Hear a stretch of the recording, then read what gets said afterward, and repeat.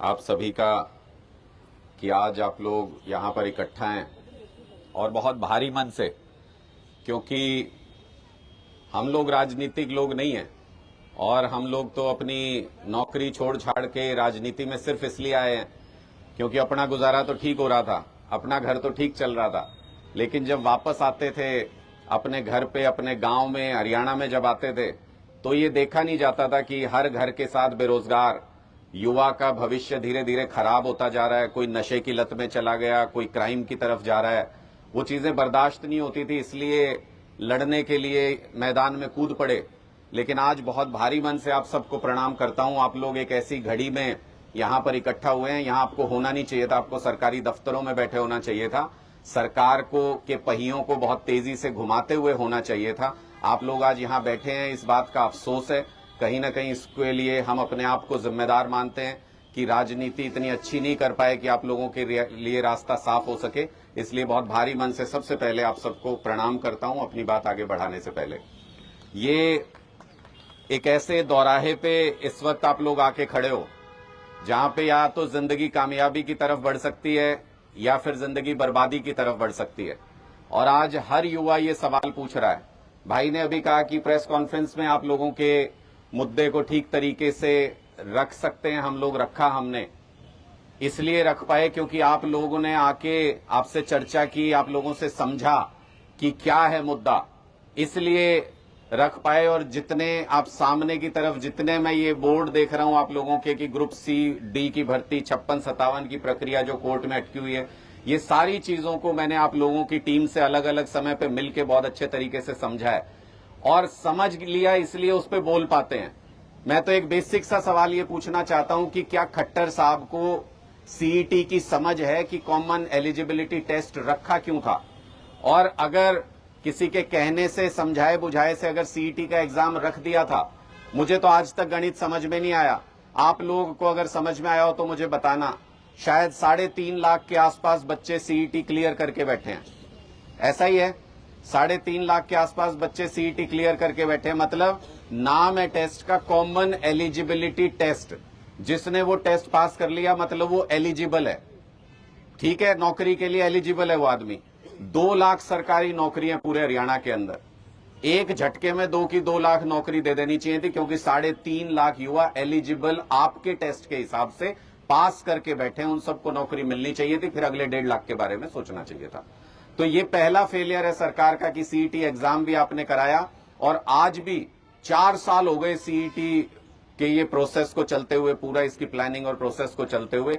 आज भी अगर 2 लाख सरकारी नौकरी खाली है तो इसका मतलब सरकार नाकाम रही। जिस चीज के लिए इनको वोट दिया गया था उस मामले में ये फेल हो गए पूरी तरीके से, इसलिए आज आप लोगों को सड़कों पे आना पड़ा, इसलिए आज आप लोगों को अपनी मांग उठानी पड़ी।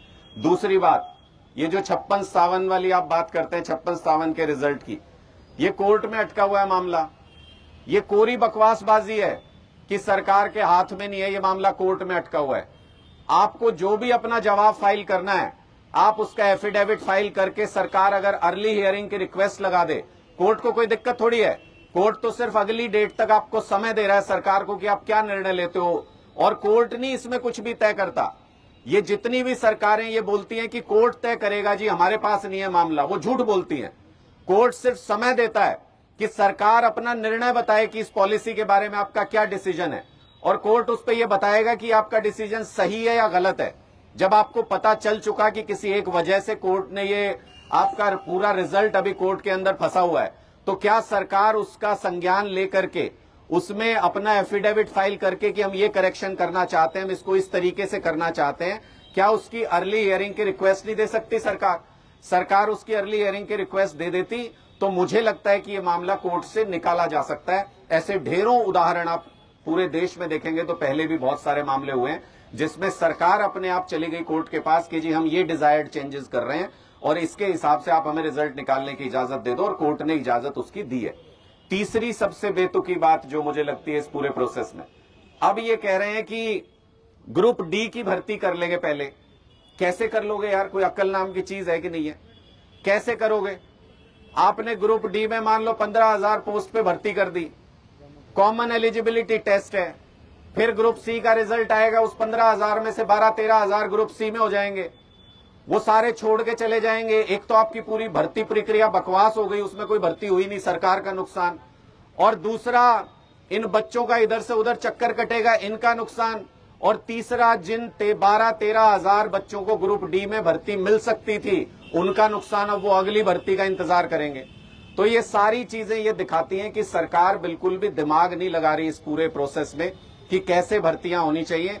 और अंतिम बात, मैं बार बार खट्टर सरकार से ये सवाल पूछता हूं, आज फिर क्योंकि ये आपकी बेरोजगार छात्रों की एक महापंचायत हो रही है, आज फिर ये सवाल पूछता हूं, कोई तो दीन ईमान होता होगा, एक संवैधानिक पद पे बैठे हुए व्यक्ति की जुबान की कोई तो कीमत होती होगी।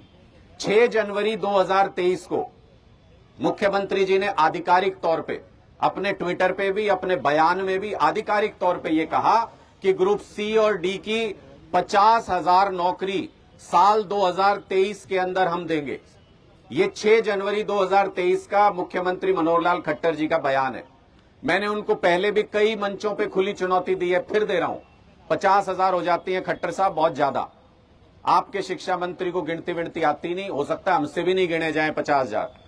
मैं खुली छुट्टी देता हूं, 1,000 नौकरियों की साल 2023 के अंदर अगर खट्टर साहब लिस्ट सार्वजनिक कर दें, मैं राजनीतिक जीवन से संन्यास ले लूंगा, राजनीति छोड़ दूंगा। 1,000 नौकरी की भी अगर लिस्ट जारी कर दें, और अगर 50,000 का वादा करने के बाद अगर 1,000 नौकरी की भी लिस्ट जारी नहीं कर सकते, तो उनको कोई हक नहीं है कुर्सी पे बने रहने का। उनको युवाओं से, हरियाणा के युवाओं से नाक रगड़ के माफी मांगनी चाहिए। इतनी बड़ी गलती उन्होंने की है कि वादा करने के बाद भी इन युवाओं का वादा तोड़ते हैं। फिर पॉलिसी आती है, मैं बहुत ज्यादा पॉलिटिकल नहीं बोलना चाहता क्योंकि आप लोग सब छात्र हो। फिर पॉलिसी आती है, कहते हैं कि जो कंवारे रह गए उनको पेंशन देंगे ये लोग, है ना, कहते हैं। मैंने सिर्फ एक चीज पूछी थी,